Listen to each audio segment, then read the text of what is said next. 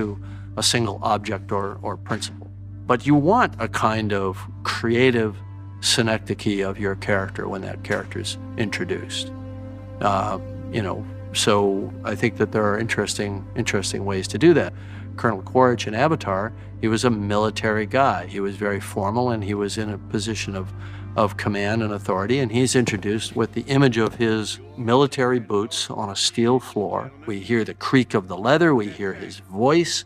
He's a very verbal character, and he carried a lot of power in his voice. We see his pistol, we see his broad shoulders, we see the back of his tightly clipped Marine Corps haircut, and we think we know who the guy is, and then he turns to us and he's got these massive scars, and he delivers a line on that turn. Mud wants to kill you and eat your eyes for jujubes.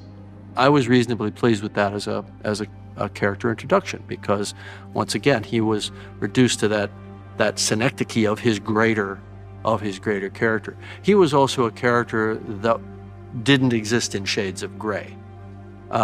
Kind of to a fault, he was, what you see is what you get.